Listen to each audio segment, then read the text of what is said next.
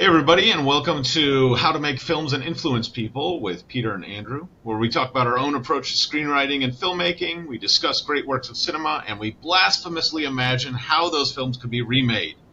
This week, we'll be talking about Mirror by Tarkovsky, and giving it an update also on our current screenplay project that you, the audience, has been contributing to, asking questions about. We'll get to that in a minute.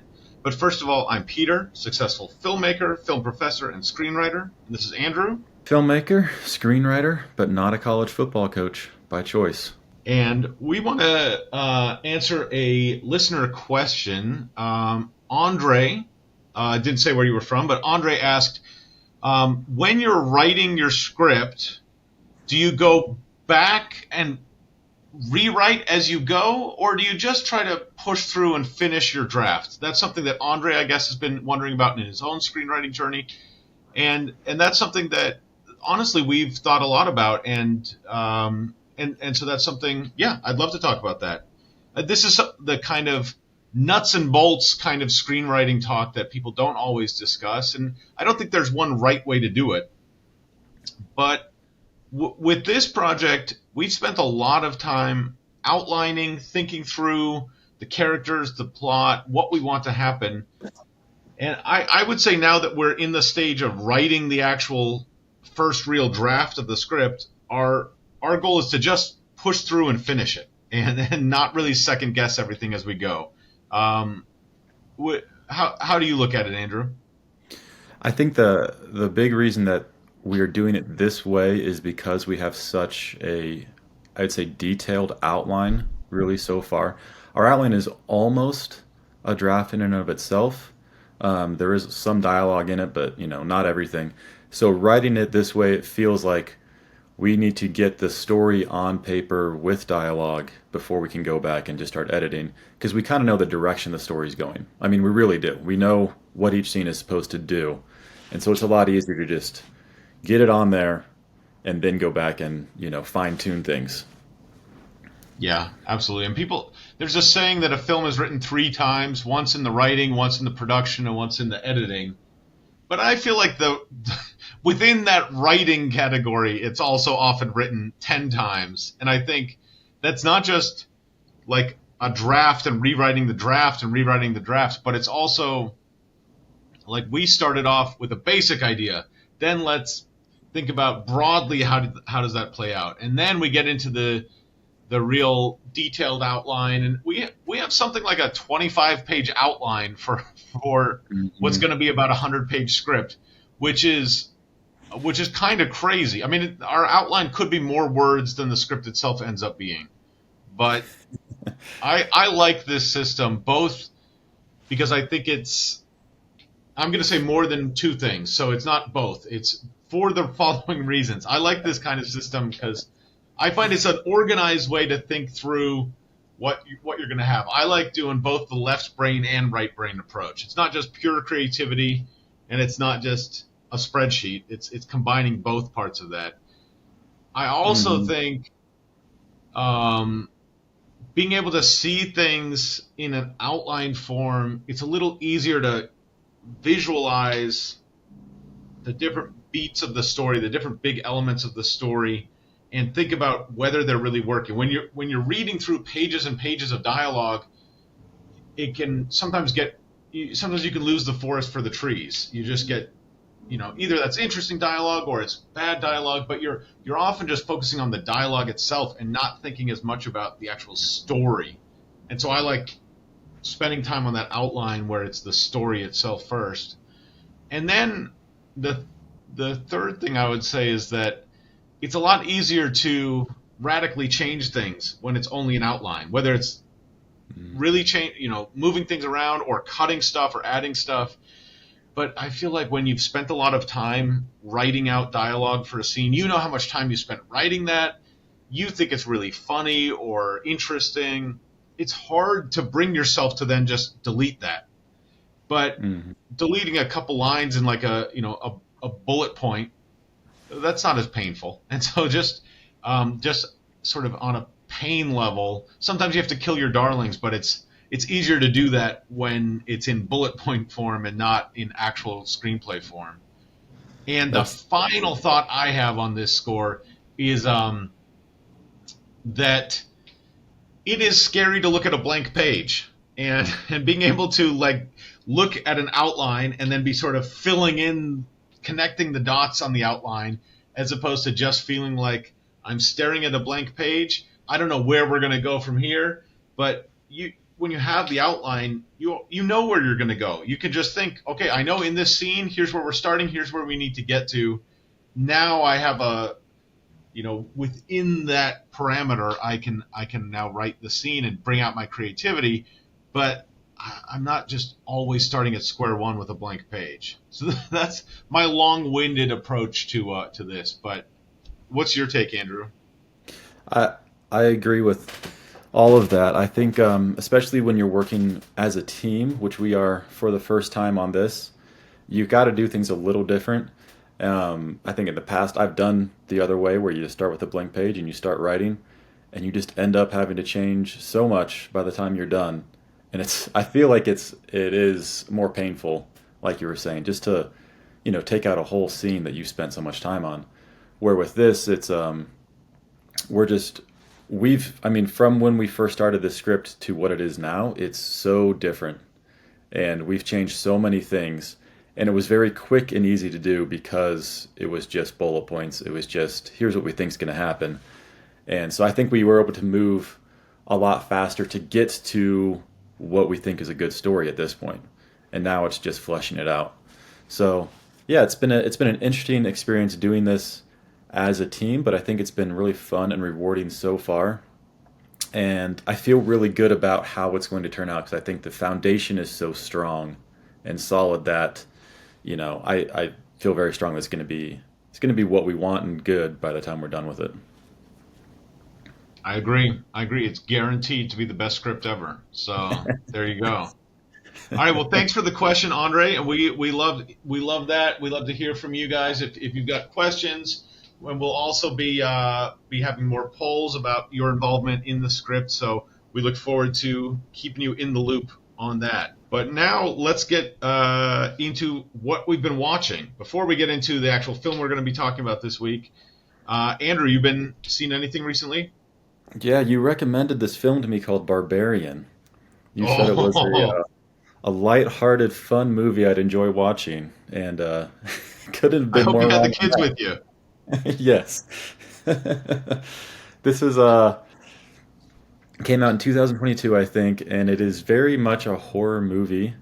I really liked the way that it was presented, like the structurally how if you like by the time I was done with it, I'm like, okay, I think the story itself not all that unique, but the way that they portrayed it, there was a lot of like red herrings, a lot of like you go down a path and you think it's going one way and then it just goes a totally different way. The tone changes a few times. I had a good time watching it. I thought it was surprising and unique in that way. But yeah, not. I'd say it's definitely pretty dark. And if you have a fear of basements, not the movie for you. It will awaken new fears of basements. It's pretty interesting. But I also think it's such an interesting. Yeah, you're so right. The structurally, because it starts off with a great premise, a scary, tense premise that ends up being like a total red herring. But it Yes. but it like starts off. You're like, okay, if this is the movie I sign up for, great. And it's Mhm. not even. No. But Yeah. That opening scene is great. The first 30 minutes, you're like, this is amazing. And you're like, oh, it's transforming into something completely different. I But almost yeah. would enjoy seeing that plot line play out for a whole movie. Like where Mhm. where else you could go with that initial plot line besides just left turn. But Yeah, but because you maybe think there is of maybe that was the perfect way to do it. I'm not sure. it's definitely a way to do it, and I think it was a good way to do it. I don't think the movie was bad, but I was also kind of in the same boat of like, I kind of want to see, those first two, the couple in the beginning. It was not really a couple, but the two people in the beginning, they had very good chemistry, and I feel like it was building something that I wanted to watch more of. And then it took a hard turn in a good way, in a different way. But yeah, I would wonder where that would go. I don't know if there's enough meat on that bone to do a full movie. At some point somebody's got to do something. But yeah, it was a very, very good setup for something. Yeah, and then the like when they introduced the Justin Long character, and there's a whole Yeah, new storyline that's introduced. I mean, storyline. that sort of comes out of nowhere, but it's really interesting, and uh, Then they go in the and past for a playing with scene. your what's that? They go to the past for a scene to set up where we are now, which was Yeah, also interesting. Thought a good way to do that. So it really plays with your assumptions and I think people like Justin Long, and so you have certain like built-in. I think the casting was really good in terms of right. um, and the guy that they cast in uh, in the opening compared to the guy that they cast, Justin Long. I mean, they're really playing with your assumptions about who these actors are and what kind of character they're likely to play. And I thought that was really All right. interesting. And Because it then the was themes of the film, it's got a lot of like there's gender and what is being I'm a good guy because I'm not that kind of bad guy, but I am also a bad guy in this way. But then he's a really bad guy, but I'm not that kind. I mean, it's interesting sort of who is the gender politics barbarian? kind of stuff. Yeah. Yeah, that was the question I had was like the barbarian is referencing somebody. I don't know who. But it could be referencing a lot of different people. And almost all of them you would think would be the men in this movie. There's two men in particular like, well, they're not good guys, because Yep. the monster, the twist monster person is, you have some sympathy for that. It's like it's almost like a Frankenstein that was created and they're not anything of themselves. They were just created this way. Yeah. That's quite the Yeah. twist. Quite the twist. And there's also a whole sort of subplot or theme of like white flight and like Right. urban like gentrification and urban decay and all of like I'm not. I mean, that's just sort of another interesting aspect of the film. It's a That and I feel like the Me Too movement was probably influenced some of this.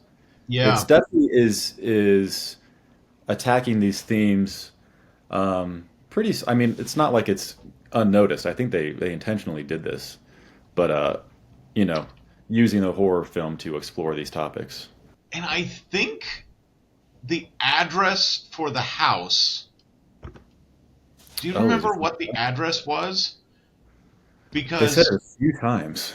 they said it a few times, and I think the address. I remember hearing some interview with the.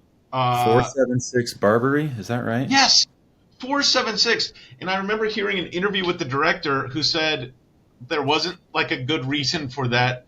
But I'm like, you named your film Barbarian, and 476 is the year of the fall of Rome to the barbarians. Like that's an Was it interesting. really?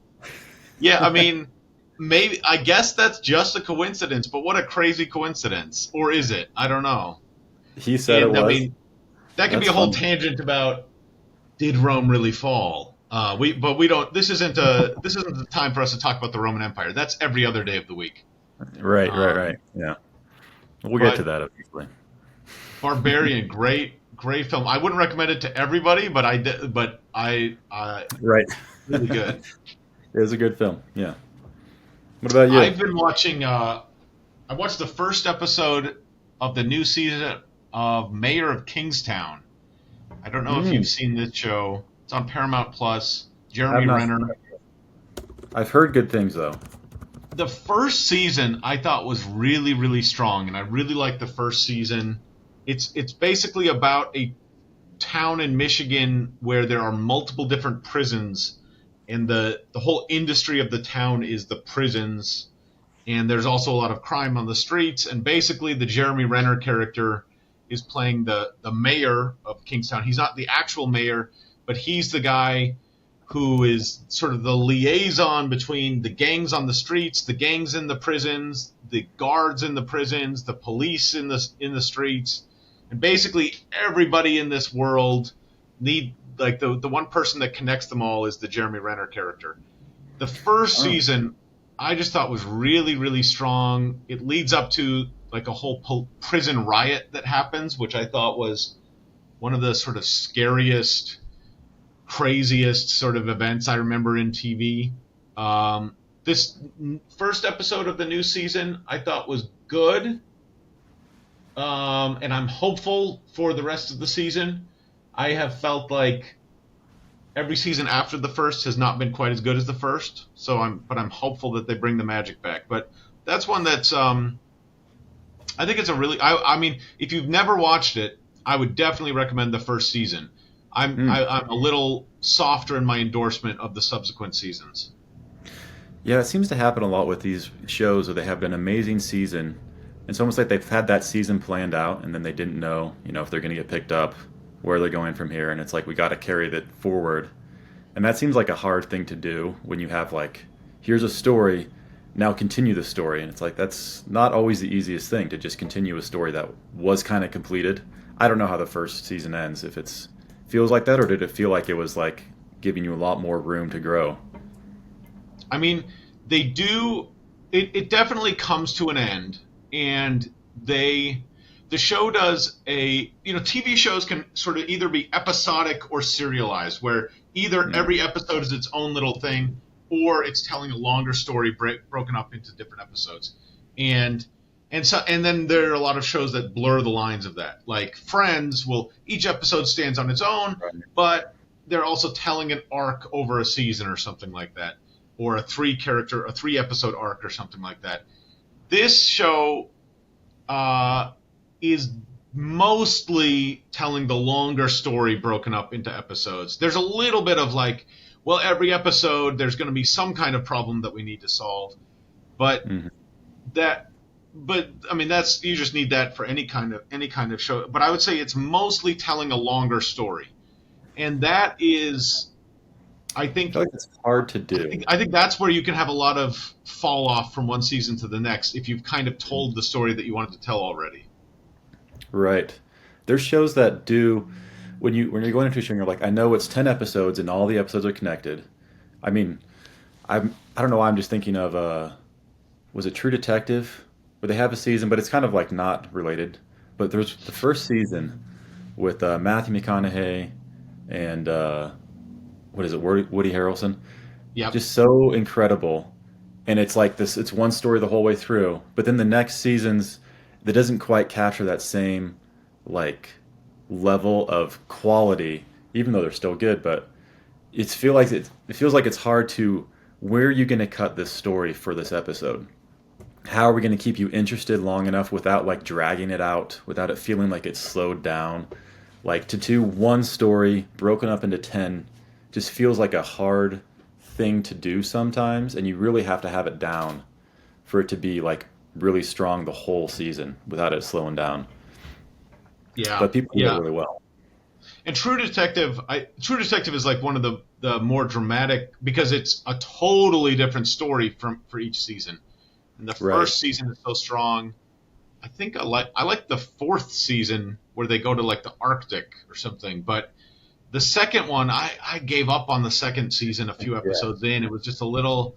And the third season is supposed to be better than the second one, but I didn't really get into it either. But then there, like Breaking Bad, I would say, is a great show where it really is telling a longer story, but it builds up to the end.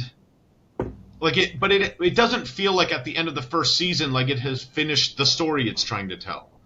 And so it, like, even though it's telling a longer story, and you can kind of break up the different seasons into different parts of this, different chapters of this, it definitely didn't feel like they were done with it at the end of the first season. And maybe that's also a function of Vince Gilligan, having already worked on the X-Files and having a lot more experience writing in TV. Right.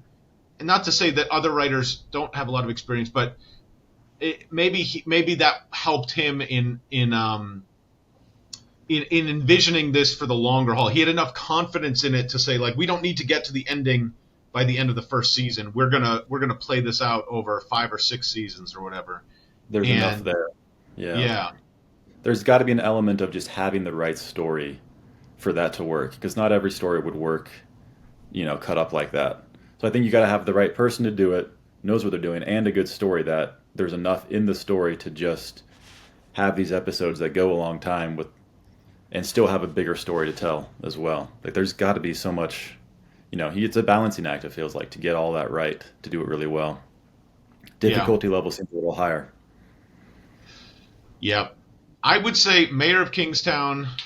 I definitely, I recommend. I mean, there's a lot of violence. There's some degree of like strip club time. Like it's not a show for children. Yeah. I guess depends on the children, but it's not really a family show. But I would say story wise, the first season I think is really strong, and the pilot itself really really strong. I think that's a really well written pilot that I think would is a great example of good writing with like you're both setting up the world, but also within that pilot you're twisting what we expected to happen. And I think that balance can be really tough for a first episode of a show because you need to spend enough time letting the audience know here's what to expect of this show. Here is the show that you're signing up for, but then also have some twists and turns in that sort of upset your expectations. And I think that does it really well. So, a qualified recommendation of Mayor of Kingstown. Gotta check it out. And we'll be right back after this. Quaker Oats oatmeal has been America's breakfast of choice since before the car was invented. And if it was good enough for your great-great-grandpa, it's good enough for you too. Our oatmeal is not made from artificial oats, which is something we're legally obligated to mention, but don't want to elaborate on. Our real oats are real good. At Quaker Oats, we believe warm and beige is all you need for a good breakfast. Do yourself a favor and eat some Quaker Oats oatmeal today. And we are back. All right, now let's move on to a super fun, super lighthearted, very plot-driven little story called Mirror. Andrew, what do you have to tell us about Mirror? Mirror, 1975, Andrei Tarkovsky. Logline: a dying man in his 40s recalls his childhood, his mother, the war, and personal moments that tell of and juxtapose pivotal moments in Soviet history with daily life. And that feels like a straightforward story, but it is anything but straightforward, I would say. I don't know that I would be able to come up with a logline about this movie. After watching it one time, it definitely doesn't follow your typical narrative structure that we're used to in films. I found it confusing at first, but by the time about the midpoint, I was like, okay, I kind of feel like I get a sense of what this movie is. How did you feel about it? It's a good question. I don't want to sound dumb. But let me say this. When I went to undergrad, I took some film classes.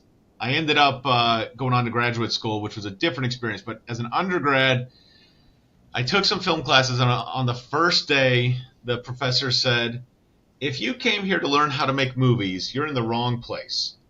And I was taken aback because I was like, well, that actually is why I thought I would take this film class, because I want to learn how to make movies. And it became clear, no, this is the kind of class, and actually the whole department at that school, where we're going to talk about film as an art. We're not going to talk about film as story. We're not going to talk about films as entertainment. It's just going to be,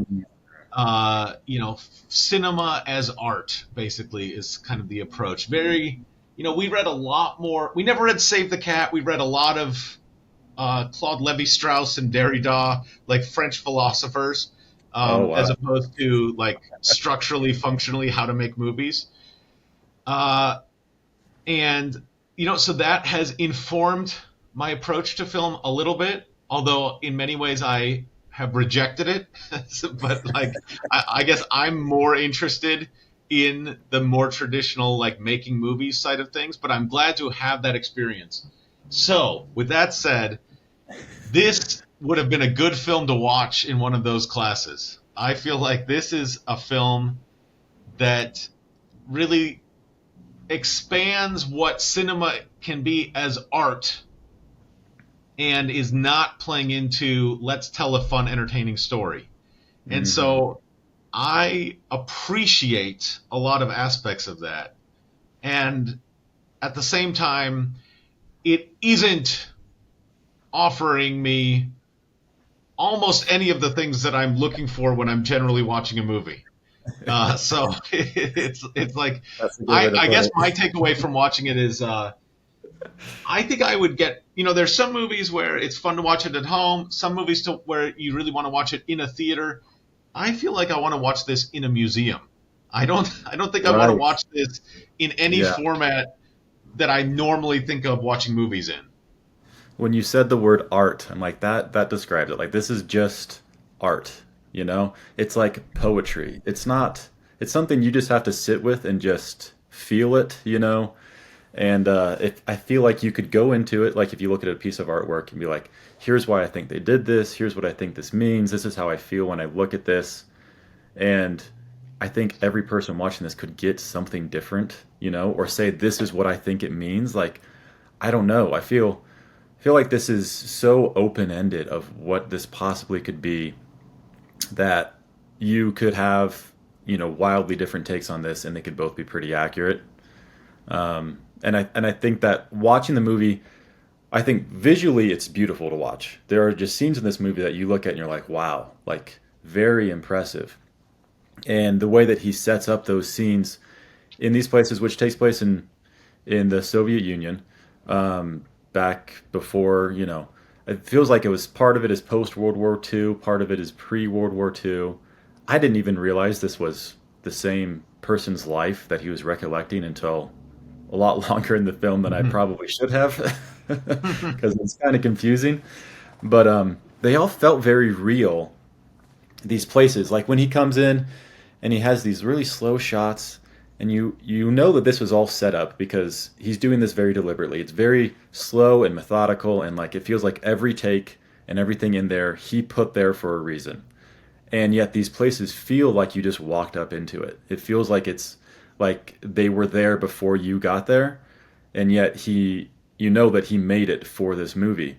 So I feel like his grasp on creating a reality, even if it's very unrealistic, almost dreamlike in other ways, that balancing act is very interesting for a director like this. I don't know if you felt the same way about these scenes. I mean, it's really, he's exploring so much that, and I think it's really, it's both intentionally, I think, expanding what film can be and thinking about what our expectations when we're watching something, what we're expecting it, how the narrative is transmitted to us, the audience. And I think whether the filmmaker wants to be clear about what the plot is, or if there is a plot, or if this is all a rumination and just sort of ideas and visuals, that is this supposed to be something that we are observing from afar? Is this something that we are supposed to be reacting to? Right. It raises a lot of questions, and I doesn't really give you answers. That I just don't like it. That's my gut is, I read, the Tarkovsky said, there are only two people whose opinions I care about, and it's Bresson and Bergman. And I'm like, well, then he doesn't care about my opinion. So that's fine. And I think there's so much. I just appreciate what he's doing here, but I don't enjoy it. And I think that to me, I'm much more interested in working within the confines of story to explore some of these ideas. And I think he is intentionally saying, forget that. I want to explode story. Like I don't need to follow any of those rules, and I'm going to do whatever I want in terms of the visuals and in terms of jumping from one time to another, whatever seems like it's going to evoke the the feeling or the sensation that I want to do. I don't have any responsibility to telling a good story. And I guess I'm more interested in how can you raise those same kind of issues while telling a good story. And that's sort of my approach, and that's sort of what I look for in film. But who am I to say he's doing it wrong? He's not doing it wrong, but he's doing it differently than I would or than I like. Differently, yes. And that's the thing about this film that I think I appreciate the most is that it is just a very different perspective. And so when you watch this, you're like, I feel like I'm seeing something through somebody else's eyes that I haven't considered before, or, getting information in a way that is so foreign to me that it's interesting in that way of like, oh, this is just a very different perspective. He's doing something, these conventions that I'm used to, he's changing all of them, and it's all just so foreign that in and of itself is the interesting part of it. Just seeing somebody do this differently than what I'm used to. I think it's interesting, you found that quote where he says he cares about Bergman's, opinion. When I was watching this, it kind of reminded me a little bit of Bergman in the way that he attacks like a theme. Like Bergman will go. I feel like Bergman's much more grounded than this and easier to follow. But the idea of like, what does it mean? I don't know if this is the actual thing, but like, what makes your life? And he just goes through these dreamlike scenarios of who impacted his life and how they impacted him in whatever order he feels like. And the real intent was almost for him like a therapy session in a way where it's like, I'm just trying to figure out what's going on inside my mind, which I feel like Bergman does too, where it's like, just what's in my mind, how do I get that out? And it's almost just like, just get it out of me. Here it is. This is the form that it came out. Take it or leave it. And that kind of idea. There's something to that, but I don't think it's for everybody. And it definitely makes it a lot harder of a watch because of just how it's presented. It's not easy to digest. Yeah, and I think so. I mean, I think that there's an interesting aspect just in terms of expanding your idea of what film can be, and do you need to prioritize the storytelling, or is it?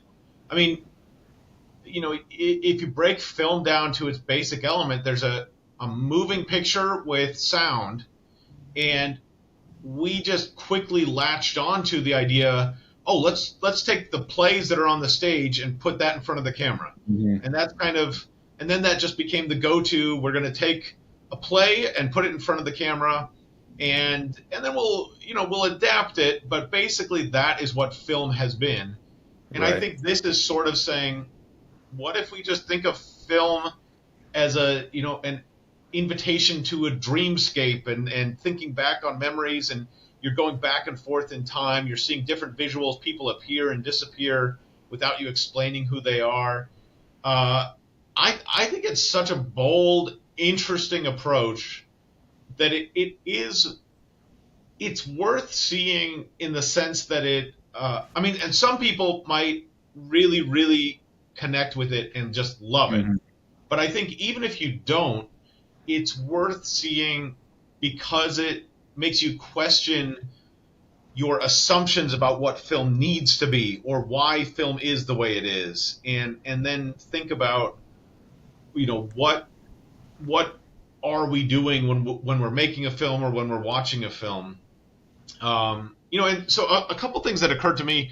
One of the themes that it seems like he's exploring a lot is nostalgia and sort of thinking back on the past, and I think there's a really interesting, a lot of what he's showing is, childhood during the war, before the war, which was, a terrible war, obviously, World War II, it's a big one, in Russia, really, really bad. They got it bad. Mm-hmm. But, and like a lot of little things where, just it's not necessarily the horror of war that you're seeing, but it's being sent to a strange school and being moved around and the things that go along with that. My grandfather was in World War II, and he had a terrible time. But he went to Texas. He was from Chicago. He got sent to Texas, and he was like a decade older than everyone else in his unit. And Uh, and I don't know. It's just a funny story to me because it's like that. It was a really, really hard time for him, not because of the fear and atrocities or whatever that he witnessed, he was just but older. because it was like a really frustrating, like socially awkward, difficult time to like for years of his life in Texas with these guys 10 to 15 years Hmm. younger than him. And I'm like, when I think of my life, that would be really rough. But that's not what you think of as the horrors of war. And anyway, Yeah, so it's an that's interesting. I think there's a reflection there, just in terms of if you were a child going through this, the experiences that you would think back on wouldn't be what the Battle of Stalingrad looked like. It would be right. the little moments that punctuated your time. And It's almost like those moments had a bigger impact on your life than the war did. Even though, as a society, society whole, we're like the war. This is what changed everything. This is the biggest impact on society in general. But to an individual person, it rarely ever is that. It's usually some socially awkward thing or some trauma you had as a kid that you just can't let go of. yeah, And that's a good point. That's he definitely explores that as if they are the same thing. Because I think he even uses like documentary footage from World War II, maybe. Like if I think he there's, does. Yeah, there's a section and in there the that Spanish feels like Civil that. War. I think he works in a few different, like some documentary footage. Yeah, and it's almost like he's saying this is just as impactful to me as this scene of when I was a kid. Of just Mhm. something where my parents were fighting. And it's like wow, but in reality, that does feel the same. As if it, to you as a person, what feels bad, they can be anything, and who's to say what it is? There's also an interesting part of this nostalgia that is there was a wave in German film that they called Ostalgia, which was like nostalgia films and nostalgia culture for the East. For the So East. after reunification, there was a movie Goodbye Lenin was a Oh, big one of my one, favorites. Love that and movie. there are a few other ones where it's sort of like about. I mean, that's an interesting one because it's kind of like post reunification, but they have to recreate East Germany for his mom. So it's kind of a funny Yeah, that's a fun one. idea. But there are other ones that are just going back and seeing life in East Germany. And there's an interesting, just thinking back on that, there's an interesting aspect of you have nostalgia for things. You longingly look back on things even when they were bad. And Yeah. there are certain things you maybe you don't look longingly back at the worst parts of it, but Mhm. there are times that you would never go back to if you had a choice. That you would never take that trade, but because it did happen, you still and that's part of your life. You still look back on it nostalgically. I feel like that's a theme of this movie, that I couldn't put into words. But yeah, it's like you do have nostalgia for the times you would never go back to, for the times that you complained about. It's still part of your life, and so looking back on it, you've got different memories, and there's going to be some good memories there, even if for the most part, there's other bad things going on. Because it's really just what is it happening to you inside of you, like your emotions. And that's what this movie feels like. It's like this is how he felt about this, and it has nothing to say about anybody else in the movie. Where it feels very much like an author's vision. This is him on the screen. And that's Yeah. interesting.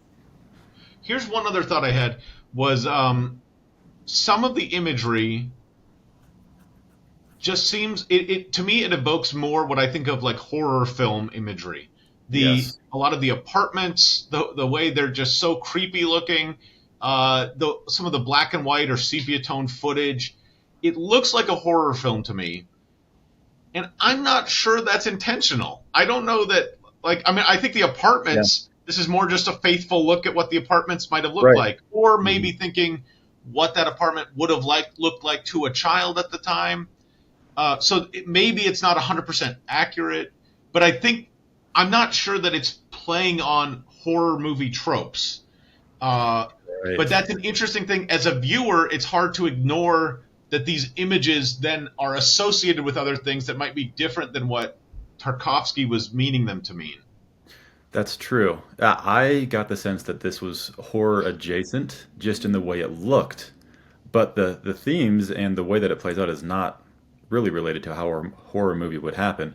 I'm thinking of like there's the scene of the barn burning down, which is this beautiful scene, but also like a very horrifying scene, and it's just this slow, like they pan out of the house to see this, and they're all just standing there staring, and there's this silence, and he does that a few times where they'll have in other parts where there's kind of a voiceover or like an off-screen narrator, and the camera's on something completely different that almost doesn't seem like it's related, and it's kind of like he's putting things in here that don't connect rationally in your mind, and you have to see how it plays out. And that the way that he does that, I feel like horror movies play with that idea, but I don't think he's doing that for that effect here. Yeah. It's interesting then to think about, like, if you're trying to create an experience for the audience, how much control do you have over that experience? It seems like if you're telling a narrative story, you have a little bit more control over where that narrative goes. But if you're experimenting with an experience and emotions and reactions to this image bleeding into that one and cutting to this, it then seems like there's a lot more that an audience can be bringing into it than maybe you intended. And I would imagine you'd be prepared for that, to, like, in terms of the subjective, like that every individual is going to be bringing something slightly different to it, but you might not be prepared for, in 40 years, people will, like, almost everyone will agree that when an apartment looks like this, it's a creepy horror movie. Yes. And maybe I didn't, when I was making that, I knew that every individual would read this a little differently, but I didn't know that the whole world would agree on something that wasn't my intention. Right. And that's another interesting, just, was he thinking that far ahead? I doubt it. But with all these classic movies that you watch, it's like our interpretation is so skewed from what it was when it came out 20 years after, 40 years after. Like, it's just going to change as time goes on. And, you know, our experience with what was Soviet Russia like in World War II times, it's like we know people who lived during World War II times, but that's it. Like, that's our closest connection, is knowing somebody who died who was alive at that time. And it's just, you become further and further removed from these events, from this lifestyle, from something that existed that doesn't exist at all anymore. And it's just a different way to relate to something that it feels foreign in multiple ways with this movie, just in how he tells it, and just the whole time of it all. It's like we don't have that experience to know what it was like. But it feels like he is portraying something that is true to him, something that is real, and at the same time, something that is very dreamlike. And I think that's an interesting, just the way that he balances those two ideas of reality and dreamlike in this movie is, I don't know, maybe that's his strength as a filmmaker. I've seen one of his other movies. I have not seen a ton of him. But yeah, that definitely feels like what he does. And you either resonate with it or you don't, you know? Yeah. I mean, it's very interesting. It's very intentional, but it's unique. It's unique, and it might, I appreciate it while not enjoying it. That's Right. That's my take. Now let's come to the part that I think is going to work amazingly well for this film.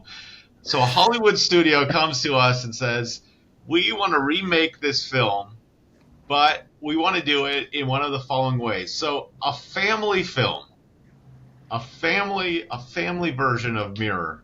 How do you do it? What do you do? This is so hard, I think, because when you say film, we have an idea of what a film is, and this just doesn't even feel like a film in the sense that you would say family film. Like, there's no way a family film could be this experimental and dreamlike for a family. I feel like you'd have to give it I think you'd have to give it some type of narrative structure, a story, maybe put everything in order and build a story around from the beginning to end of his life. Um, and then, I mean, there's some scenes you'd have to that feel horror-ish that you would change. But yeah, I think that'd be very difficult to do. What what did you get?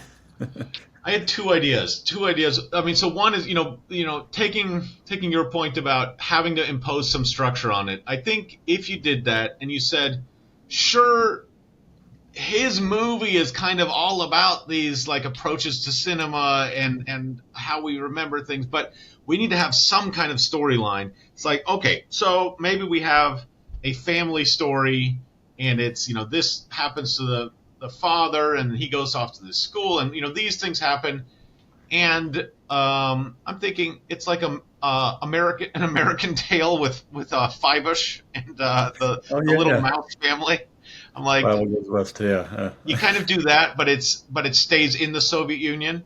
So I think it's like mice, animated mice, living in the Soviet Union, going through hardships, but because they're animated, it's okay. I Again, think just make it animated. if you make it animated. My other thought, though, is, when I think of another film that's kind of like this, my mind goes to Fantasia. And I Mm, think that is something, and I also never enjoyed Fantasia, so that no. just speaks to my taste in film. But like that is a film where it's not narrative based. There's image, there's sound, but I think if you had that kind of playing with music, playing with characters coming in and out, but you make it animated and you make it a little lighter in the subject, but it's the same kind of. I think you could explore if you say that the movie is not about the plot of, or it's not about his life story, but what's more central to what the movie is about is this kind of collection of thoughts and nostalgia and images. Then I think if you do it as like in a Fantasia style, and you tie it together with fun little moments and episodes, but without a strong connecting narrative, I think that would be my sort of role model for how to structure that in a family way. Either give it more structure or just blow it up even more and just make these scenes into put some classical music to it, and yeah, either I mean, way. it's possible that this just doesn't make the best family movie. It's possible, but That could just be the case where you pitch these ideas and the studio's like, nope, we're not going with any of these. we appreciate your effort, but no. But now, what if we get to the no budget version? And I think this is an interesting one because again, it's such a different approach to film. But what do you think about that? I would imagine this had a low budget to begin with, but it would probably be harder to do now if you did the same story, just because you'd have to recreate every single set to make it match for this story. But it does, I mean, you did burn a barn down, and they used documentary footage for a lot of this war stuff. So I don't feel like it was that big of a budget to begin with, that you'd have to change all that much. I feel like you could do a similar story if it was even different houses, because it's just so loose and just based on your dreams and what influenced you in your life, that you could take that idea and really, you know, put it almost anywhere and have a similar feeling to it. I mean, the story would change based on where you are and who you're with, but I don't know that it would need to change all that much. What do you think? Yeah, I mean, I don't think it would need to change that much. I think you could absolutely make basically this movie for super low budget right now.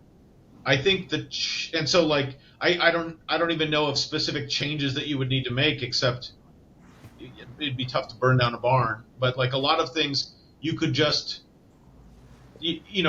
not to recreate it 100%, but to do the same kind of thing. I think you could do that right now for no budget.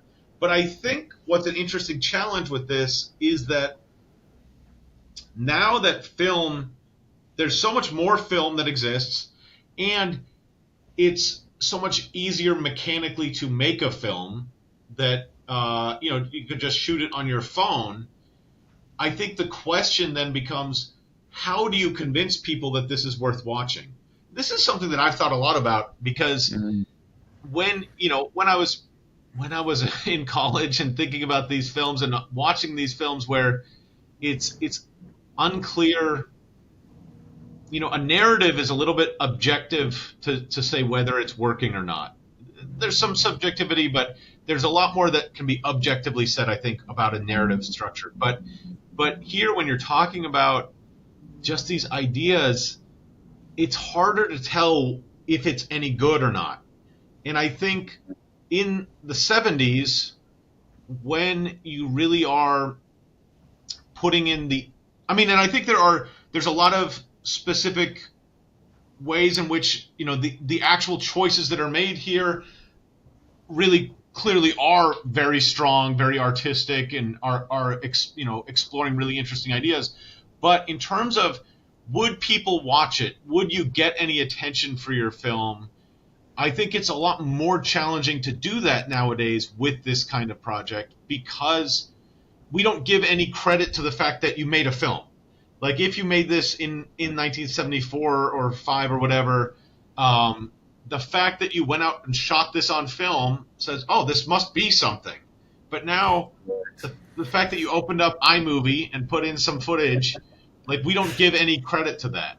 And so it'd be tricky to say what about this is really going to define, what is going to make it clear that there is something artistic here. And I think if people sat down and watched it, there's enough going on that you would see that. But I think it would be very challenging to get people to watch the 2025 version of this. Not because it would be worse, but because we wouldn't give it the benefit of the doubt. Unless it was from a well-known director. That's true. That's true. Like, I don't know how. I know he'd made movies before this and after this. I think he was pretty well known in Russia, and that could be part of the sway. Was just like, you're just getting an insight into this guy's life or his mind, and that could be the selling point. But just on its own, I don't know how you would. Especially if somebody's like, if somebody made this, some unknown person put it on their YouTube channel, it would go nowhere. I don't think people would be like, Yeah. So yeah, it'd be a little hard. There's a film called Sherman's March, which I don't know if you've seen, but it's sort of a documentary, but it's like a meta documentary where this filmmaker is making a documentary about General Sherman and his march to the sea in the Civil War, but then the film becomes sort of a reflection on the filmmaker's life as he's making it, and so and it's an interesting. Right. It's sort of interesting in that respect. I mean, even that is a little bit more structured. Well, it's a lot more structured, but it's also just trying to do something different. But there's something to, I think an audience still needs something to hang their hats on. Like, what is this film about? And if I have something to say what the film is about, then I can give you a little bit of leeway to then explore different ideas within it. But it's hard to get somebody to sit down and watch something if they're not just going to give it the benefit of the doubt because it's on a screen in front of them. Right. Yeah. But okay, so now what about the 10-part Netflix series? What do you or the episodic version of this? How do you approach that? My first reaction was, I don't think you can do this. But thinking about it a little bit more, I was like, maybe what you do is you just take each of these scenes and you make each scene an episode, and it's kind of a standalone episode, and then by the end you say it all is the same person's life, once you get to the 10th episode. And maybe there's actually a way to pitch that as like this kind of unique take on somebody's life, and it's just going to be, each episode isn't going to be connected to the last one necessarily with the same places or people or anything like that, but it's all going to be about somebody's life. I think maybe if you pitch that there and you had like the right director behind it, you could maybe get away with that. That could be an interesting take on this. That was my only idea. Yeah, that's good. That's good. I mean, I think that's again, it comes down to what is this film, and if you're talking about Yeah. what story there is, then I think that would be the approach I would also take. My other thought was, and this is sort of cheating, but not thinking of it as a 10-part Netflix series so much, but like literally you put this in a museum and you put different parts of it on 10 screens and you're Yep. playing different parts of it, and it is in the walking around you're taking it in. And I think that would be for me an improvement. That if I would rather spend 2 hours taking this in a museum environment, looking for, watching this section, watching that section, moving around a little in space, knowing that I'm in a museum and these are my expectations for the kind of experience I'm having. I would rather do that than watch this in a sit down, like where I normally watch movies or TV shows kind of environment. So I guess that would be my take on it. I like that idea actually. You could move through different periods of his life. The film would be playing. It's very much set up for that. And if that was playing in like an art museum, I wouldn't think twice about it. I'd be like, oh yeah, this is where it fits. It looks like it belongs here. So, Yep. be a fun way to do it. All right. So, in your mind, would any of those be an improvement on the film as it is? See that this goes back to what is the film? What is the intent? I would say no, because I feel like this film is this Tarkovsky's. This is his mind, his emotions on the screen, and unless he was doing it, I don't think this is the same thing, and I don't think anybody else could really do this, without him. I think it just has to be this guy, and this is how he did it. What do you think? Yeah, I mean, I think we keep coming back to what even is this film? How do you judge? What is essential to the film? And I think that all speaks to the fact that it's Tarkovsky's film, and it's We aren't I mean, we could say there's the death of the author, and it doesn't matter what the original creator intended. It just matters what the viewer takes in. But I'm like, if you're trying to recreate it, I think you're just going to be carving it up in one direction or another. I think the only thing to really be true to this is to just stay with the original.